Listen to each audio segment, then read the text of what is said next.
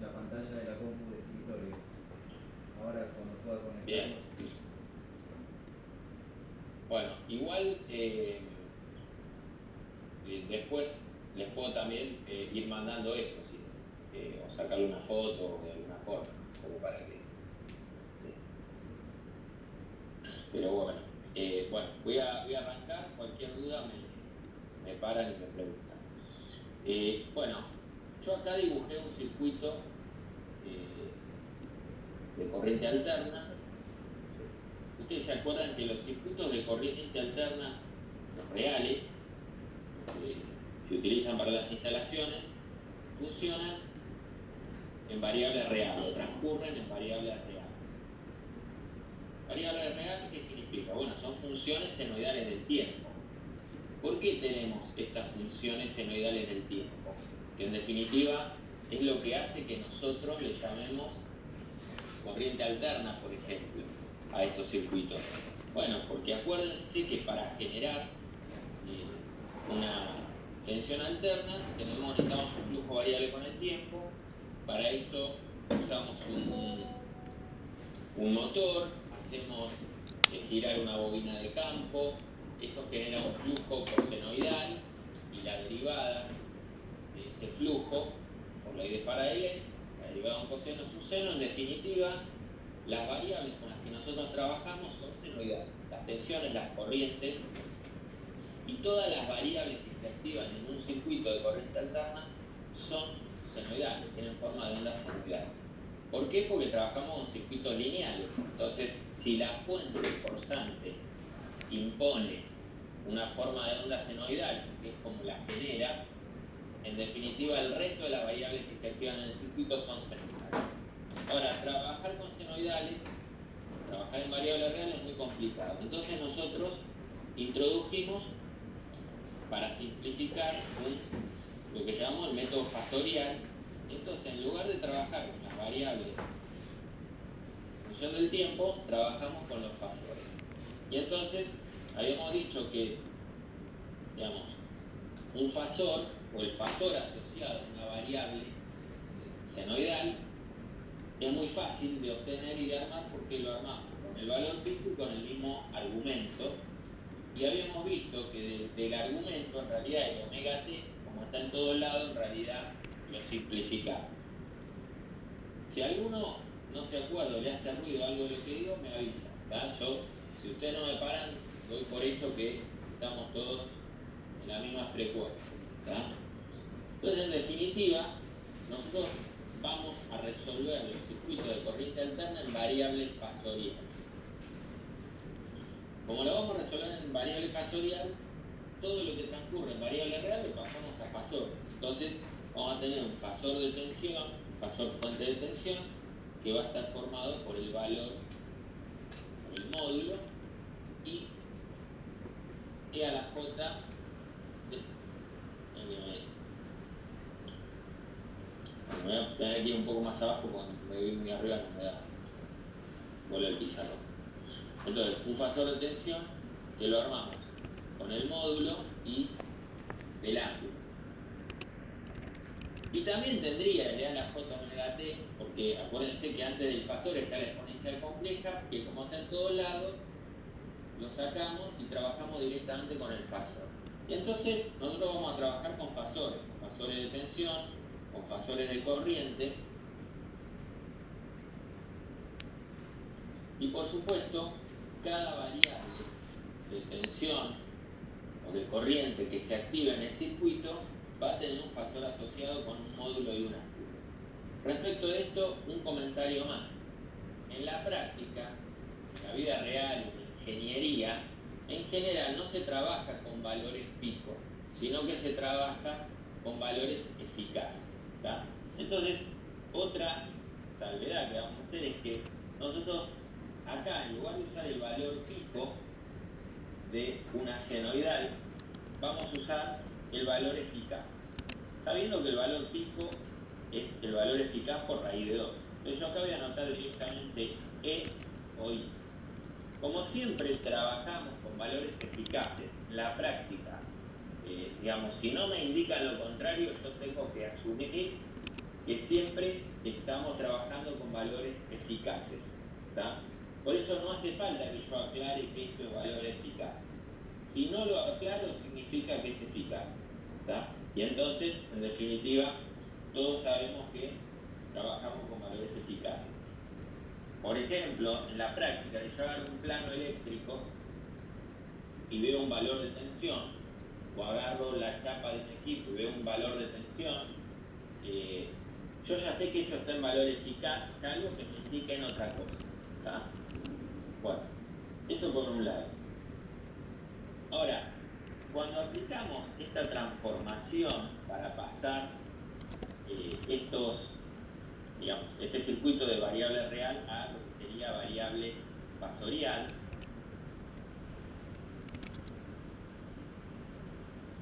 también se transforman lo que serían las resistencias. Ustedes saben que en variable real, digamos, vamos a ponerlo así, en variable real, la oposición al paso de la corriente que presenta una resistencia es la misma resistencia. La oposición al paso de la corriente alterna que presenta una bobina es omega L, que la llamamos reactancia inductiva, variable real, son números reales. Y la oposición al paso de la corriente que presenta un capacitor se llama reactancia capacitiva y se calcula así, en variable real. Ahora, cuando nosotros aplicamos el método fasorial, como usamos exponenciales complejas, aparecen los números complejos y entonces, estas magnitudes que en variables reales, corriente alterna, representan la oposición al paso de la corriente alterna, se transforman en impedancias que ahora sí son números complejos. Entonces, una resistencia, por ejemplo, ¿qué impedancia tiene? Una resistencia en variable fasorial.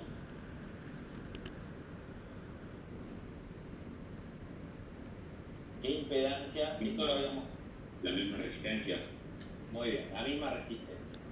O sea, yo podría decir que esta impedancia es un número complejo cuya parte imaginaria es 0, y como toda impedancia, bueno, esto en variable real sería no, y acá también sería no, ¿verdad? Bueno, cuando hacemos lo mismo con la reactancia inductiva, bueno, esto se transforma en, uno podría llamarlo de varias formas, ¿no? Uno podría decir que esto es de la impedancia que presenta una bobina, variable fasorial. Nosotros en general no la llamamos así, le decimos reactancia inductiva compleja. Bueno, ¿cuánto es? ¿En qué se transforma? Este omega L era en variable real, ¿en qué se transforma la oposición al paso de la corriente en variable fasorial, donde ahora sí intervienen los números complejos?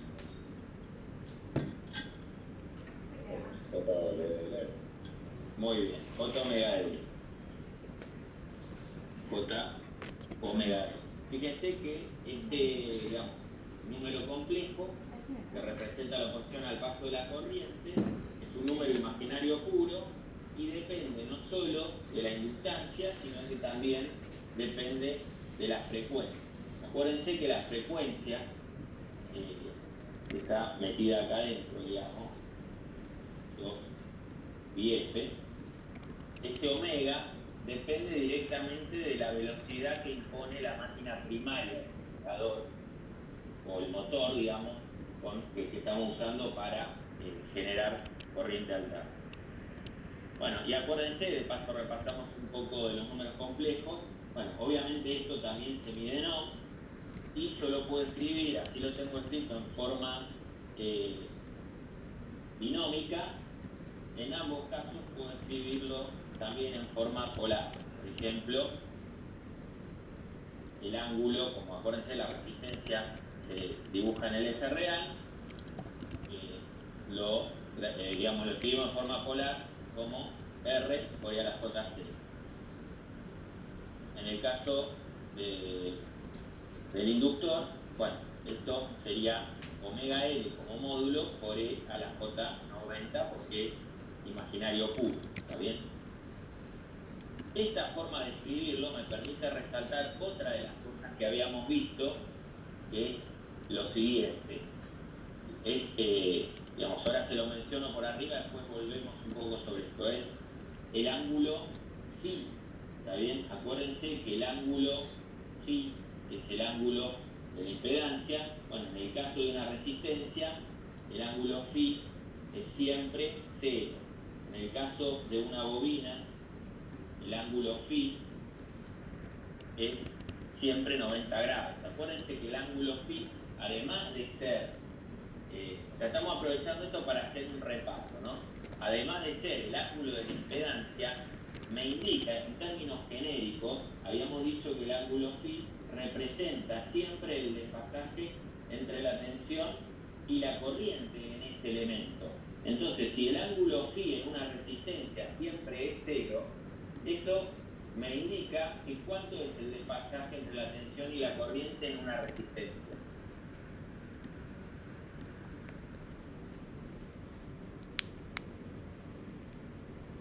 ¿Cómo están la tensión y la corriente en una resistencia?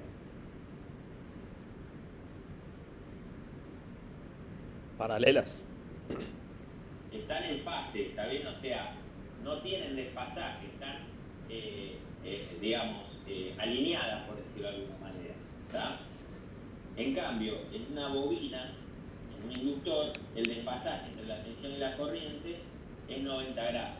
Entonces hay un desfasaje siempre entre la tensión y la corriente en una bobina, hay un desfasaje de 90 grados. Y en un capacitor, la impedancia compleja que presenta un capacitor, que es, nosotros la llamamos reactancia capacitiva compleja, que la escribimos como 1 sobre J omega C, que también se mide en ohm, porque en definitiva no hay que perder de vista que esto es la posición al paso de la corriente alterna que presenta cada uno de estos elementos, pero ahora en método fasorial. También lo podemos escribir así, como menos J, 1 sobre omega C, 1 sobre omega C, y si, digamos, lo queremos pasar a forma polar, escribimos el módulo por E a la menos J90. Bueno, y obviamente esto también se mide en ohm, y esto también me da la pauta de que el ángulo phi de un capacitor siempre es menos 90 grados y además es el desfasaje entre la tensión y la corriente. Nosotros no profundizamos mucho en la parte de corriente alterna en variable real, es una cuestión de tiempo y de horas digamos, que tenemos disponible, pero para que se den una idea, les hago un dibujo muy rápido. Si yo dibujo, por ejemplo, si esto fuera la tensión en una resistencia, y yo la dibujo acá, la tensión senoidal en una resistencia, y tuviera que dibujar la corriente, bueno, la corriente estaría, un poquito progreso esto, la corriente estaría así, siempre en una resistencia, la tensión, esto sería I de T, y esto es BR de T. ¿Qué significa eso? Que están en fase, ¿está bien? Cuando arranca, la tensión cuando arranca el semiciclo positivo de la tensión, comienza el semiciclo positivo de la corriente, ¿está? Eso significa que están en fase, eso significa que el ángulo phi sea 0, ¿está bien? En cambio, si yo tuviera que dibujar el desfasaje, digamos, perdón, si yo tuviera que dibujar acá, en el mismo gráfico, supónganse que tuviera que dibujar la corriente en una bobina, verían, si yo tuviera que dibujar acá, bueno, ustedes verían lo siguiente, verían que, acuérdense de esto, ¿no? Acuérdense de esto. Cuando nosotros queremos calcular la tensión en una resistencia a partir de la corriente, usamos la ley de Ohm. Y eso nos dice que entonces la tensión es I por R. ¿Está? cuando queremos usar, para calcular la caída de tensión o la tensión inducida en una bobina, usamos la ley de Faraday-Lenz y decimos que es L por la derivada de I respecto de T. Entonces, fíjense, cuando yo dibujo acá la corriente, me va a dar una cosa así. La corriente en la bobina.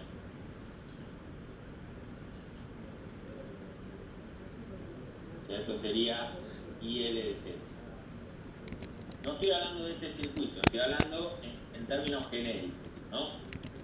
Y fíjense que siempre, por la ley que estoy usando, la ley física que determina la relación entre la tensión y la corriente en una bobina, la tensión es la derivada de la corriente. Entonces, acuérdense que la derivada es la pendiente de la recta tangente a la curva en el punto. Entonces, si esta es la corriente, la pendiente de la recta tangente a la curva en este punto es 0. ¿Cuánto vale la tensión? 0. Si esto fuera ahora la tensión por una bobina, ¿no? Ahora, en este punto la pendiente es máxima. Bueno, o sea que la derivada es máxima, la tensión es máxima. Esto, fíjense que cuando la tensión arranca, en realidad la corriente arranca un semiciclo, un cuarto de ciclo después. Esto es un ciclo completo. Un ciclo completo se da en 2π. La mitad se da en pi. Y un cuarto de ciclo se da en pi sobre 2. Pi sobre 2 es 90. Esto es lo que significa que haya un desfasaje de 90 grados entre la tensión y la corriente alterna, y se debe a la ley física que lo relaciona, que es la ley de Faraday-Lenz, que relaciona la tensión y la corriente en una bobina a través de la derivada. ¿Está? Bueno, volviendo al circuito en variable fasorial, en definitiva, nosotros cuando vayamos a resolver un circuito de corriente alterna vamos a utilizar el método fasorial. Esto se va a cumplir siempre se va a cumplir que la impedancia que presenta una resistencia es la misma resistencia, la reactancia inductiva compleja es J omega L, o sea que esto lo vamos a usar siempre. XL es J omega L y XC es menos J1 sobre omega C. Y cuando queríamos resolver el circuito, acuérdense que una de las grandes ventajas que tenía el método fasorial es que podíamos resolver este circuito como si fuera un circuito de corriente continua. ¿Tá? O sea, yo puedo resolver este circuito pensando en este. Yo puedo pensar en un circuito así.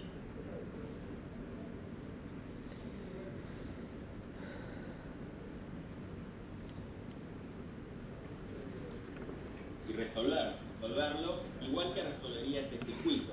¿Tá? ¿Se acuerdan de eso?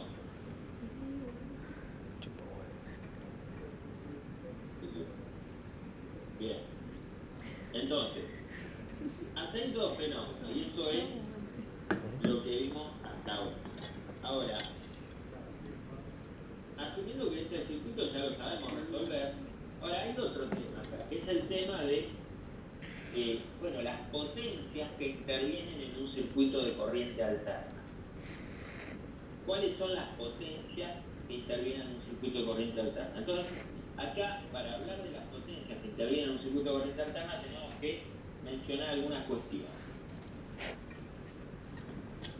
Algunas cuestiones más generales. Y ustedes ya saben, pero vamos a refrescar.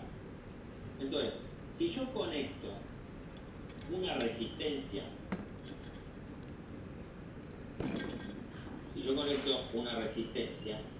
¿qué hace la resistencia? La conecto a un circuito de corriente alterna. ¿Qué hace la resistencia con toda la energía que recibe? Imagínense que yo conecto esta resistencia a un generador de corriente alterna. ¿Qué hace la resistencia con la energía o la potencia que recibe del generador?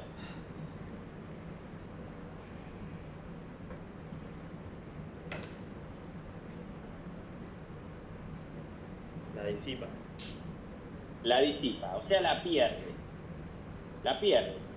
en forma de calor, ¿no? la disipa. Eso significa que para seguir sosteniendo el funcionamiento de esa resistencia, para que siga habiendo corriente y tensión, para que siga disipando potencia, yo tengo que gastar combustible en el generador, ¿tá?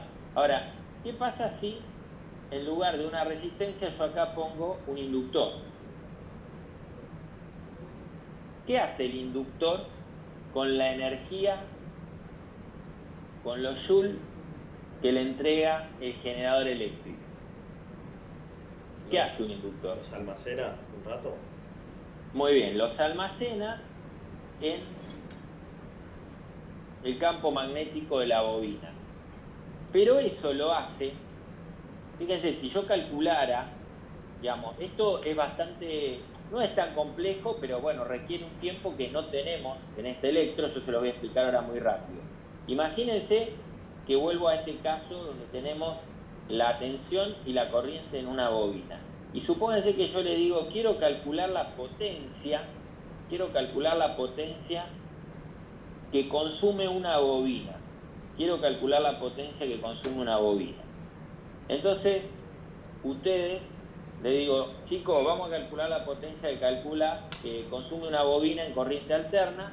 Como la tensión y la corriente varían instante a instante, vamos a calcular la potencia instantánea, vamos a calcular V por I. ¿Tá? Y para hacer un cálculo rápido, yo vengo acá a las formas de onda que grafiqué y les digo, bueno, si acá la tensión es positiva y la corriente es negativa, ¿cuánto vale la potencia? ¿Cómo es la potencia? ¿En dónde, perdón? Y si acá yo tengo que hacer V por I, si en este semiciclo la tensión es positiva, pero la corriente es negativa. En ese cuarto de ciclo, ¿cuánto vale la potencia? ¿Es positiva o es negativa? Si hago más por menos. Negativa. Va a ser negativa. Ahora, me voy al siguiente cuarto de ciclo. ¿Qué pasa en el siguiente cuarto de ciclo? ¿Qué pasa en el siguiente cuarto de ciclo? Acá. Se da vuelta la corriente. La corriente que era negativa cambia de signo. O sea que fíjense que ahora tengo, digamos, tensión positiva, corriente positiva. ¿Cuánto da la potencia? Positivo. Positiva. Ahora, en el siguiente cuarto de ciclo, ¿qué pasa? Se me da vuelta la tensión que era positiva hasta ahora se me vuelve negativa. Entonces, hago la cuenta, tengo corriente positiva, tensión negativa, la potencia me da negativa y en el último se me da vuelta la corriente y las dos son negativas, tanto la tensión como la corriente son negativas, esto me da positivo, menos por menos más. Con lo cual, si yo tuviera que graficar la potencia acá, me daría algo así, digamos.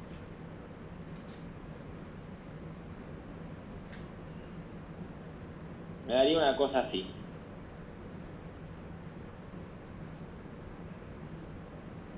Y la energía que absorbe la bobina es el área bajo la curva de la potencia. ¿Está? O sea, esto es la potencia. La energía es el área bajo la curva. ¿Está bien? Acuérdense, la potencia es joule por segundo. Yo les pregunto, si yo calculo el área bajo la curva de la potencia, ¿cuánto me da en un número entero de periodo?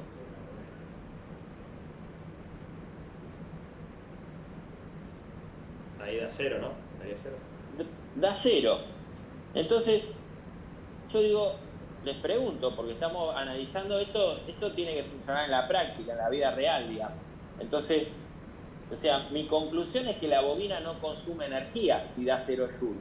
Si yo calculo la potencia, la calculé, medio a ojo, pero la calculé. Y después, cuando quiero calcular la energía, hago la integral entre 0 y t, o 0 y 2pi, de la potencia, para calcular el área bajo la curva, esto me da 0 joules. ¿Qué significa eso? ¿Que la bobina no gasta energía? No. ¿Cómo podemos explicar eso en la práctica? ¿Qué es lo que está pasando?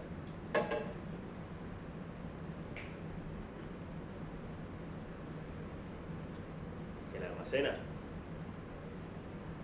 Bueno, tiene que ver con eso. Y lo que ocurre es lo siguiente. En un cuarto de ciclo, supónganse, voy a empezar a analizar desde acá. Solo para que entiendan después por qué nos metemos, por qué aparecen las potencias que aparecen en los circuitos de corriente alterna. Fíjense que yo, acá donde puse la flecha, voy a empezar a analizar. Ahí la tensión es positiva y, digamos, la corriente también justo arranca el semiciclo positivo. O sea, fíjense, yo tengo la tensión es positiva y la corriente es positiva. ¿Está bien? Acuérdense de la convención carga y la convención fuente. Si la tensión es positiva y la corriente sale por la punta de la flecha, eso significa que el generador está entregando potencia. ¿Está bien? Y la bobina, la tensión en la bobina es esta que está acá, que es la que me impone el generador. Fíjense que la corriente entra por la punta de la flecha, entonces la bobina que está absorbiendo o entregando potencia. ¿Qué les parece? Si la corriente, esto que es la corriente, entra por la punta de la flecha de la tensión en la bobina. Está recibiendo. Está recibiendo, o sea, la bobina está recibiendo potencia. Ahora, eso, ¿qué hace la bobina con esa energía que recibe? Bueno, dijimos recién que la guarda en el campo magnético, no la gasta, la guarda. Pero eso ocurre ¿cuándo? Ocurre en este cuarto de ciclo, pero en el siguiente cuarto de ciclo, la tensión se da vuelta. ¿Qué significa que la tensión se da vuelta? Que como es alterna, esto se da vuelta. Ahora tiene el semiciclo negativo de la tensión. Y si la tensión se da vuelta, ¿qué pasa ahora? Si la corriente sigue siendo positiva, lo pueden ver acá en el gráfico. Bueno, ahora ¿qué pasa con la corriente y la tensión? Bueno, la corriente, como la tensión se dio vuelta, ahora sale por la punta de la flecha la tensión. Entonces, ¿qué hace la bobina con la energía que recibió y la guardó en el campo magnético? La descarga. ¿Qué hace ahora? La entrega, ¿está bien? La entrega. Entonces, la potencia también se da vuelta. Y entonces la bobina que antes recibía energía, ahora se la entrega al generador. ¿Y qué hace el generador? La guarda en forma de energía cinética en el motor. ¿Está bien? Se dice que se motoriza el generador. Entonces, ¿qué pasa cuando uno conecta una bobina a un generador de corriente alterna? Bueno, que después, cuando vuelve a cambiar ahora de sentido la corriente, el generador le vuelve a entregar energía a la bobina y la bobina la guarda en el campo magnético, y en el próximo cuarto de ciclo la bobina, como vuelve a cambiar de sentido o la tensión o la corriente, la bobina le entrega energía, le devuelve la energía al generador, y entonces se produce lo que se llama energía de vaivén o energía entretenida, que es algo que ocurre con todos los elementos reactivos, tanto con las bobinas como con los capacitores. Cuando yo conecto en corriente alterna un generador a una bobina, la energía que absorbe la bobina no se gasta, la guarda en un cuarto de ciclo en forma de energía electrocinética en el campo magnético, y en el siguiente la devuelve. Y después la vuelve el generador se la vuelve a dar a la bobina, y aparece lo que se llama energía de vaivén o energía entretenida, y no se gasta, por eso nos da cero. Ahora, no es que no haya energía involucrada, hay energía involucrada, que es la que está abajo del área de esta curva. ¿Más o menos me siguieron esta idea hasta acá? Sí. Bien. Ahora, ¿por qué es importante esto? Porque uno podría decir, bueno, si la energía que consumen lo mismo pasa con un capacitor. Con un capacitor, la energía que un generador de corriente alterna le entrega a un capacitor se guarda en forma de campo eléctrico en un cuarto de ciclo, y en el cuarto de ciclo siguiente el capacitor se la devuelve al generador. Y se produce lo que se llama, de nuevo, energía entretenida o energía de vaivén. Entonces, uno podría decir, bueno, si la energía que le doy a una bobina o a un capacitor no se gasta, entonces, bueno, buenísimo porque no me va a producir gasto de combustible en el generador. Ahora, ¿qué pasa en una instalación real? Imagínense que vamos a ir a una instalación real. Este generador de corriente alterna es la distribuidora. Esto que estoy dibujando es el circuito alimentador de la distribuidora hasta una industria. O sea, esto, supóngase que es Edesur o Edenor, la que más les gusta. Esta es la resistencia interna de la línea, esta es la reactancia, o vamos a poner así. Entonces sería el omega L interno de la línea, y acá voy a representar las cargas de una instalación. Una instalación la voy a representar la voy a representar así. Por un lado voy a representar todas las cargas resistivas que tiene esa instalación, y por otro lado voy a representar todas las cargas inductivas que tiene esa instalación. Ustedes saben que todos los motores están hechos con bobinas y representan una determinada carga inductiva. ¿Está bien? Que necesitan energía reactiva inductiva para funcionar. Pero acabamos de decir que esa energía no se gasta, ¿tá? Entonces, si no se gasta, uno podría decir, bueno, fenómeno. Mejor si no se gasta, digamos. Ahora, hay un problema con esa energía. Entonces, fíjense, en una instalación cualquiera, donde tengo un montón de motores y otro tipo de carga, lámparas que digamos, transforman la energía que reciben en energía lumínica, puedo tener un horno eléctrico, una pava eléctrica, bueno, cargas que consumen, todo lo que consume energía y se gasta está representado acá con la parte resistiva, esta que denominamos R sub P. Vamos a asumir que esa R sub P va a ser alimentada por una corriente I sub P. ¿Está bien? A esta corriente le voy a asignar un valor solo para que se entienda la idea. 10 amperes. Ahora, todos los motores que participan de esta instalación están representados acá y van a demandar una corriente I sub L que también va a ser 10 amperes. Ahora, ¿cuál es la diferencia? Bueno, lo acabamos de ver. Toda la potencia que a mí me entrega este generador y llegue hasta acá, parte de esa potencia se perderá en el camino, en el circuito alimentador, pero bueno, una parte va a ir a parar a la resistencia y la resistencia la van a disipar en forma de calor. Y otra parte va a ir a parar a las bobinas, y las bobinas ¿qué van a hacer? La van a guardar en un cuarto de ciclo. En un cuarto de ciclo van a recibir energía del generador y en el próximo cuarto de ciclo se la van a devolver.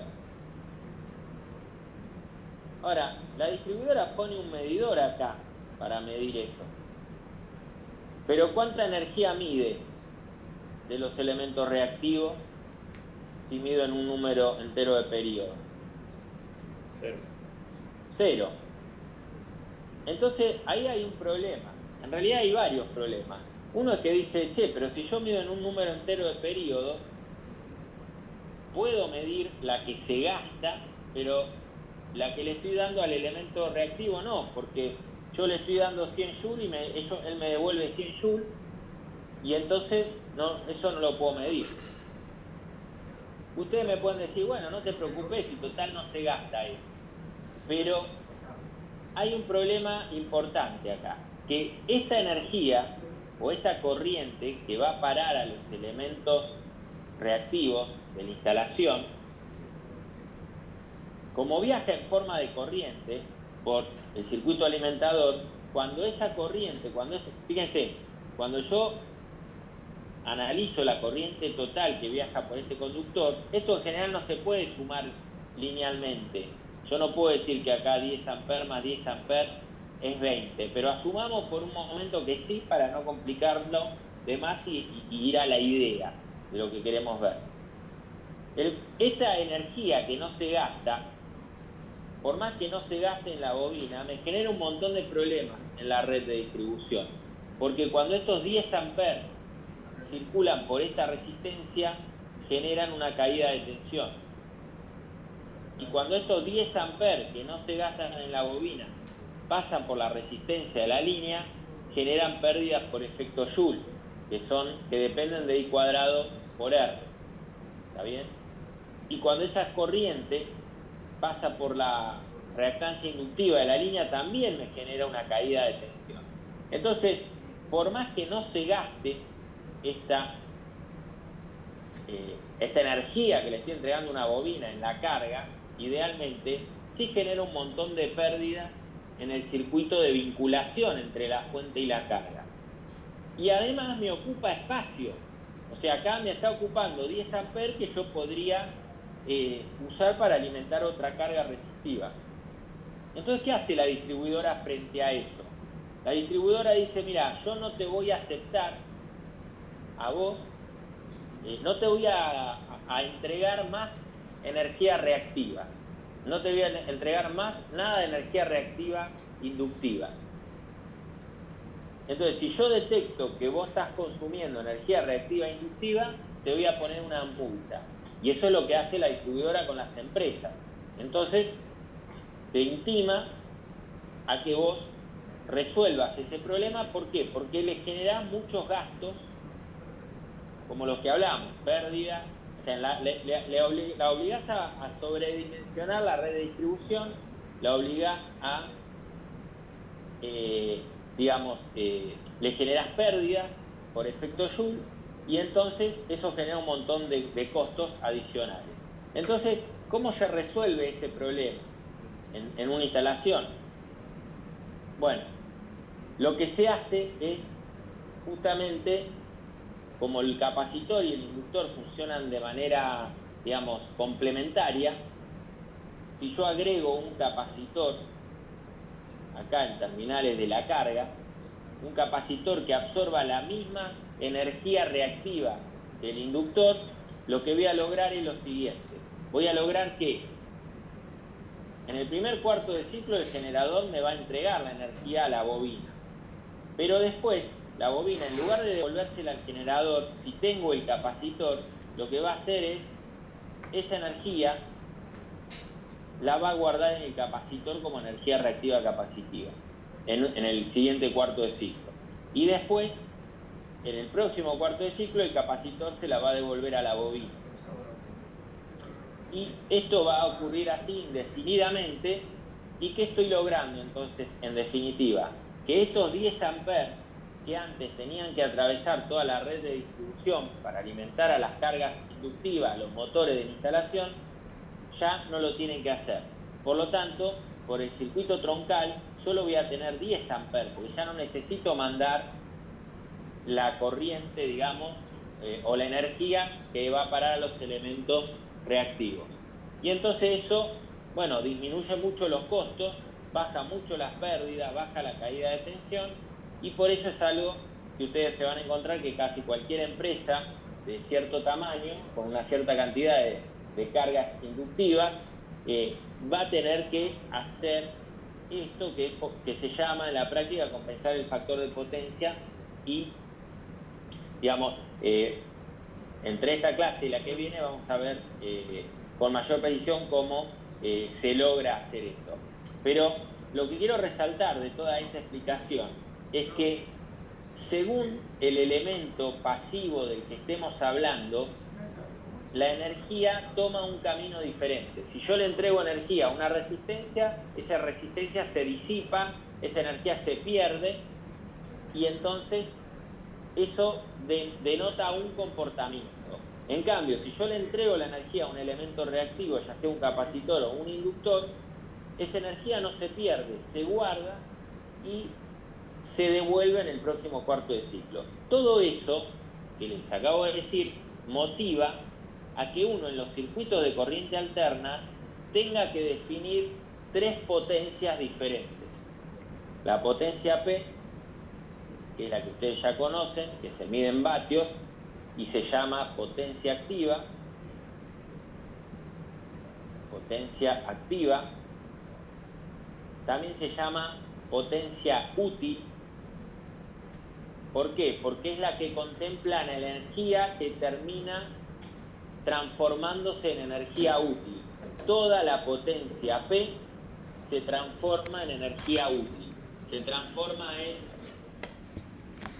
por ejemplo, en una lámpara se transforma en energía lumínica. En un motor se transforma en energía mecánica. En un horno eléctrico se transforma en energía térmica, en calor. ¿Tá? Siempre que la energía, en definitiva, esa potencia P, la potencia activa, es la que se gasta en las resistencias y es la que genera gasto de combustible en los generadores. Ahora, como hay otra energía que no se gasta, si bien son Joule también, como la P, pero no se gasta, nos vemos obligados a definir otra potencia y a asignarle otra unidad. Y esa potencia se llama potencia reactiva. Se llama potencia reactiva porque es la que consumen los elementos reactivos de la instalación. Los elementos reactivos de la instalación son las bobinas y los capacitores. Y como sabemos que esos elementos no gastan energía, sino que la almacenan y después la devuelven, y esa energía queda entretenida, bueno, para distinguirla de la potencia P, que es energía que se gasta, le asignamos otra letra, que es la Q, y además le asignamos otra unidad, que es volt-ampere reactivo. ¿Tá? Volt-ampere reactivo. Entonces, acuérdense que esta, la P, es la que se gasta y es la que consume las resistencias. Y la potencia reactiva, en principio, no se gasta en el elemento, se almacena y es la que consumen los inductores y los capacitores. Ahora, cuando uno ve un circuito de corriente alterna, como hay resistencias, inductores y capacitores, bueno, voy a tener estas dos potencias en juego. ¿Tá? Voy a tener estas dos potencias. Pero yo necesito también algún parámetro que me considere el fenómeno global. O sea, quiero saber toda la potencia activa y reactiva que le estoy entregando a una instalación. Entonces aparece otra potencia, una tercera potencia, que es la potencia aparente S, que se mide en volt-ampere. Esa potencia aparente S, poner acá potencia aparente. Ahora vamos a ver de qué manera contempla a las dos. O sea, la potencia aparente sería la potencia total que recibe una instalación de corriente alterna, un circuito de corriente alterna. La potencia S contempla de alguna manera tanto a la potencia activa que le estoy entregando a un circuito de corriente alterna como la reactiva. ¿Tá? Y entonces, digamos, resumiendo un poco lo que vimos hasta ahora, del momento, ustedes tienen que tener bien claro que en un circuito de corriente alterna hay tres potencias en juego. La potencia P, que se mide en vatios, y ya se llama potencia activa, y es la potencia útil, es la potencia que consume las resistencias. La potencia Q, que se denomina potencia reactiva, y que involucra la energía que absorben los inductores y los capacitores para funcionar, pero no se gasta, no genera gasto de combustible en el generador, a diferencia de la P que sí. Y la potencia total que recibe el circuito de corriente alterna, que es S, que se mide en volt-ampere, y se llama potencia aparente. ¿Tá? Siempre que esté con un circuito de corriente alterna, voy a tener en juego esas tres potencias. ¿Está bien? Si yo el día de mañana quiero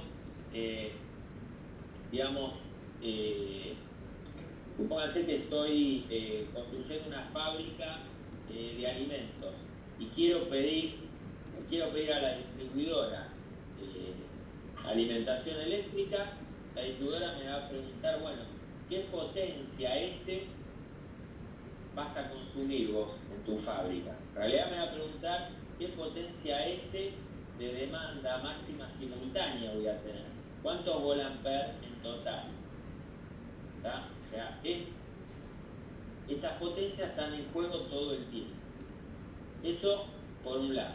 Ahora, volviendo al método Fasorial, ¿cómo esto que vimos de manera un poco, digamos, genérica, ahora lo llevamos a los ejercicios?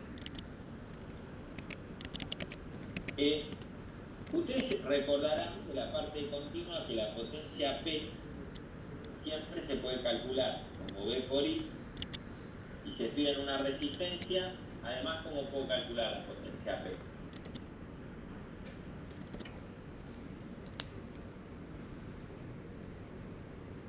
Era Además de V por I. R² cuadrado. Cuadrado por R. Muy bien. I cuadrado por R, o también B cuadrado sobre R. Bueno, la potencia Q, potencia reactiva Q, por definición, se calcula en corriente alterna usando el método Fasorial como el módulo del fasor corriente al cuadrado por la reactancia del elemento en cuestión. O sea, fíjense que sería como una fórmula equivalente a esta. Nada más que como estoy en un elemento reactivo, lo que tengo que considerar es la reactancia inductiva en lugar de una resistencia, porque estoy en un elemento reactivo. Fíjense que yo tengo dos clases de elementos reactivos. O tengo una bobina o tengo un capacitor. Si tengo una bobina, a la potencia reactiva la voy a llamar potencia reactiva inductiva y la voy a calcular como I cuadrado por XL. Si estoy en un capacitor, a la potencia reactiva la voy a llamar potencia reactiva capacitiva y la voy a calcular como I cuadrado por XL. Ahora, como XL es J omega L, en definitiva esto va a ser J por I cuadrado por omega L. Con lo cual, fíjense que siempre la potencia reactiva inductiva va a ser un número imaginario positivo. Y de manera equivalente, la potencia reactiva capacitiva la puedo calcular haciendo I cuadrado por XC. Como XC es menos J por I cuadrado sobre omega C, siempre la potencia reactiva capacitiva me va a quedar un número imaginario negativo. ¿Está? Entonces así como calcular P, porque lo sabía de antes, nada más que acá en la parte digamos, ahora vemos cómo lo aplicamos en el método Fasorial y sé cómo calcular. Entonces, cuando aplicamos el método Fasorial, fíjense que las impedancias, la variable real son números reales, acá son números complejos. Y los fasores, bueno, son números complejos giratorios afectados por el factorial a J omega T. Y las potencias también van a ser números complejos. O sea, ¿qué significa esto? Que, fíjense, cuando yo le entrega este generador, le entrega potencia a este circuito de corriente alterna, le va a entregar potencia a esta resistencia y lo que le va a entregar es potencia P. Pero también le va a entregar energía reactiva, potencia reactiva a este inductor y lo que le va a entregar es UL. Y también le va a entregar potencia reactiva a este capacitor y lo que le va a entregar es UC. Entonces, en definitiva, como el balance de energía y de potencia se tiene que cumplir siempre, yo voy a decir, mira, la potencia total que está entregando el generador es la potencia P que recibe la resistencia más la potencia reactiva inductiva que recibe la bobina más la potencia reactiva capacitiva que recibe el capacitor. Como P es un número real y QL es un número imaginario, fíjense, esto yo lo puedo escribir así. Esto lo puedo escribir como J, QL, y esto lo puedo escribir como menos J, QC. Entonces fíjense, yo puedo escribir la potencia como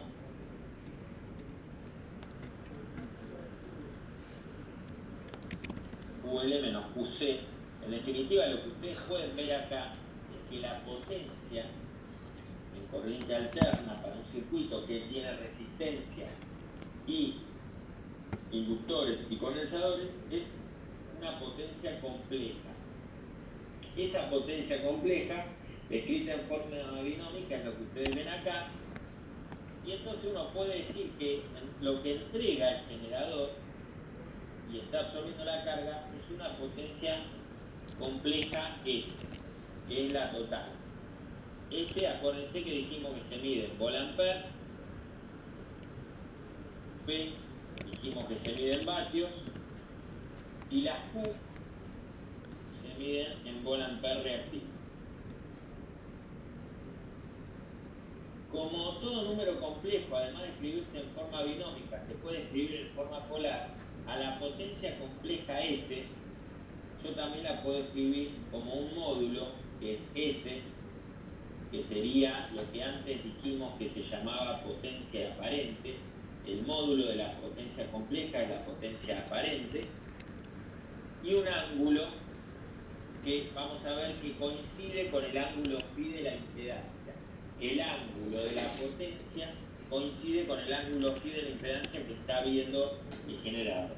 Entonces, en definitiva, redondeando un poco todo esto que estamos viendo, la potencia compleja S que entrega el generador va a estar integrada por la potencia P que consume las resistencias, que es una potencia real, que se mide en vatios, que es la potencia útil, que es la que se transforma en otro tipo de energía útil, y las potencias reactivas, inductivas y capacitivas.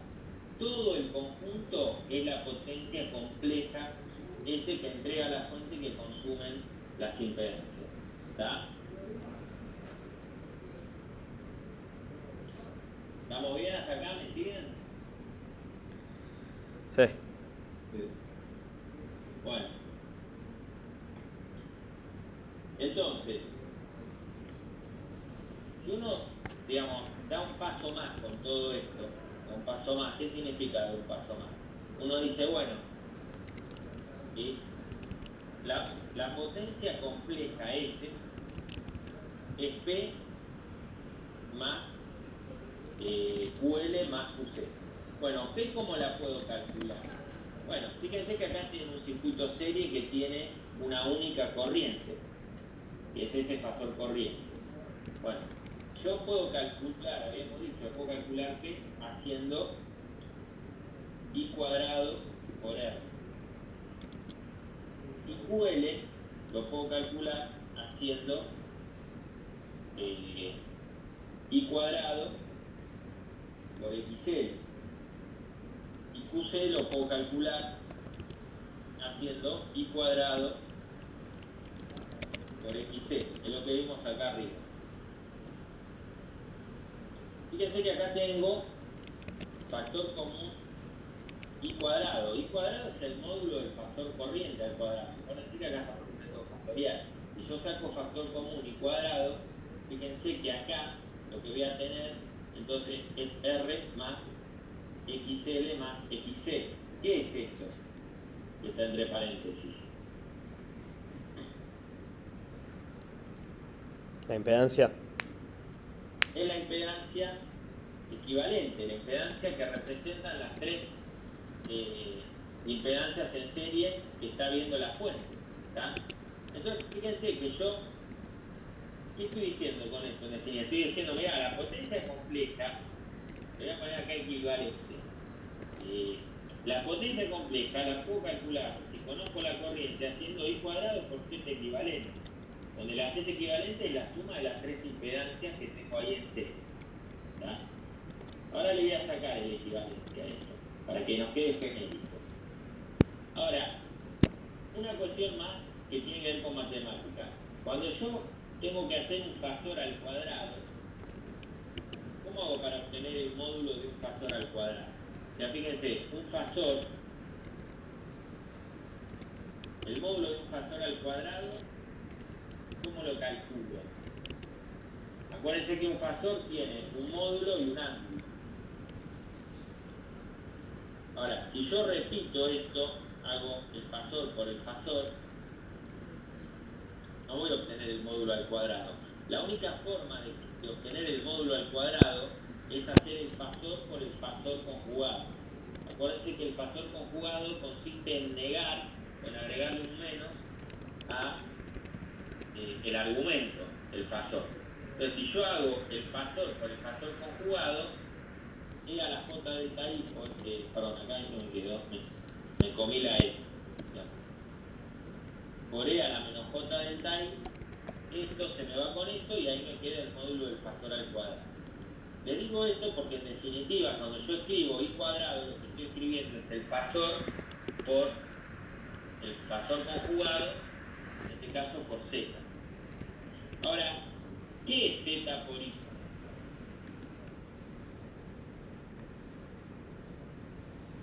¿Qué es I por Z?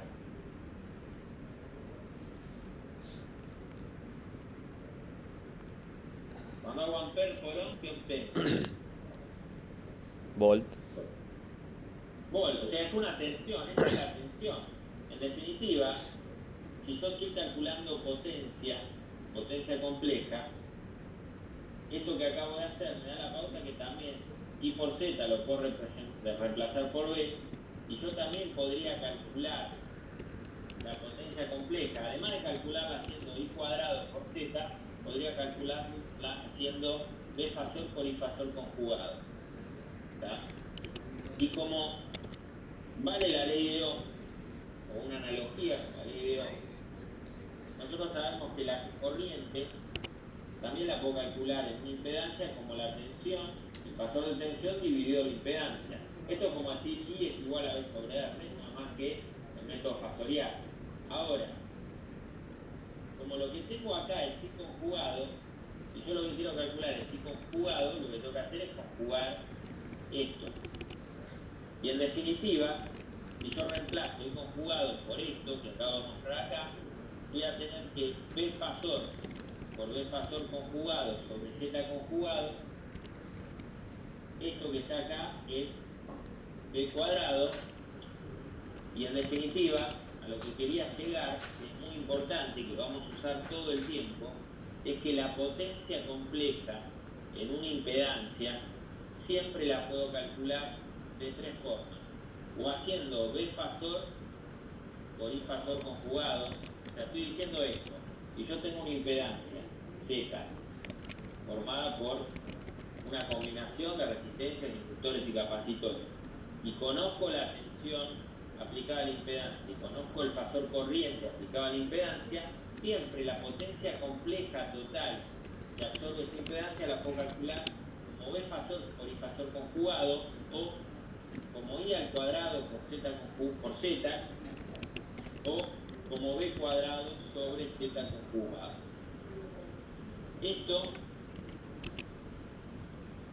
Estas fórmulas que acabo de poner acá son equivalentes a estas que usábamos en continuo. Corriente continua usábamos siempre esto para calcular la potencia. P es igual a B por I, o I cuadrado por R, o B cuadrado sobre R en una resistencia. Bueno, en corriente alterna, cuando aplicamos el método fasorial, usamos esto. La potencia compleja en una impedancia es B fasor por I fasor conjugado, o I cuadrado por Z, o B cuadrado sobre Z conjugado. En definitiva, redondeando ya para ir cerrando esta parte, por lo menos por la clase de hoy, menos lo que tiene que ver con la teoría. En todo circuito de corriente alterna tenemos tres potencias involucradas. La potencia activa, que se mide en vatios, la potencia reactiva, que se mide en mol/ampere reactivos, y la potencia compleja S, que se mide en mol/ampere y que, digamos, engloba a todas las potencias en corriente alterna. ¿Tá? Como, fíjense una cosa importante que me olvidé de mostrarles. Si yo grafico la potencia en el plano complejo, por eso se llama potencia compleja, fíjense que yo voy a tener en el eje real la potencia P, que se mide en vatios. En el eje real voy a tener la potencia P, que se mide en vatios. En el eje imaginario voy a tener la potencia QL que consume la bobina. O sea, esto es P. A P le tengo que sumar QL. QL es un número imaginario positivo. O sea, esto es, digamos, QL, que es igual a J QL. Y QC, que es un número imaginario negativo. O sea, que si yo quiero hacer el balance de potencia, corriente alterna, acá voy a tener QC, que en definitiva es menos JQC. Entonces, ¿yo qué estoy haciendo? La suma P más QL más QC, que es negativo. Cuando yo hago la suma de todo eso, lo que voy a obtener en el plano complejo, en un diagrama de potencia, es la potencia compleja S. ¿Está bien? La potencia compleja S, cuyo módulo es S y cuyo ángulo es phi. Cuyo módulo es S y cuyo ángulo es phi. ¿Está? Entonces yo puedo escribir a la potencia como módulo y ángulo, o la puedo escribir como sus coordenadas, la parte real y esto que está acá, que es la parte imaginaria, que en definitiva es, digamos, JQL menos QC. Bueno, eso por un lado. O sea, esto tenemos que tenerlo muy presente en corriente alterna, porque en corriente alterna siempre vamos a tener estas tres potencias involucradas. Y como en corriente alterna, cuando resolvamos circuitos vamos a trabajar con fasores de tensión y de corriente y con impedancia. Si conocemos sobre una impedancia cualquiera, la tensión o la corriente, o la corriente y la impedancia, o la tensión y la impedancia, podemos calcular la potencia compleja que está absorbiendo usando estas formas. ¿Estamos? Sí. Bueno, todo esto que yo se los tiré así medio, digamos, no hay muchas formas de tirar esto. Esto es así, hay que verlo hasta que después no se pasan a ejercicios, digamos. Bueno, o sea, seguramente ustedes habrán entendido una parte, pero bueno, para afianzarlo hay que pasar a hacer ejercicios. ¿Está bien? Esto tiene mucha aplicación, parece muy colgado, pero en lo que es la parte eléctrica tiene mucha aplicación. Si bien probablemente ustedes no tengan que resolverlo de forma directa en su vida profesional, sí van a tener que tenerlo en cuenta. ¿Está bien? Van a tener que tenerlo en cuenta en un diseño de un proceso para determinar todas las potencias involucradas. No se olviden que cualquier proceso que ustedes quieran llevar adelante va a usar energía eléctrica. Para calcular la energía eléctrica y la potencia de ese proceso van a necesitar todo esto. ¿Está bien? Y en base a esto van a poder definir un montón de criterios y tomar un montón de decisiones respecto de la instalación. Por eso ustedes van a ver que cuando lleguen a proyecto de planta y tengan que implementar un proyecto, un proceso de alimentos, van a tener que diseñar como parte del trabajo del proyecto de planta la instalación eléctrica. La instalación eléctrica que involucra un montón de aspectos, además de la capacidad de poder alimentar digamos, todas las cargas que necesiten para llevar adelante ese proceso. Y además para poder hacer eso van a necesitar manejar todo esto que estamos viendo en la parte de método fasorial y potencia compleja, sumado a lo que veamos en la última clase y después en instalaciones de sistemas trifásicos. ¿Estamos? Sí. Bueno, no sé si alguien quiere preguntar algo, alguna duda, No. alguna cosa que no haya quedado clara. No. Bueno, entonces, digamos, vamos a... ¿Qué era eso? Bueno, son justo y media. Vamos a cerrar acá la teórica. Y le voy a sacar el Vamos a cerrar acá la teórica.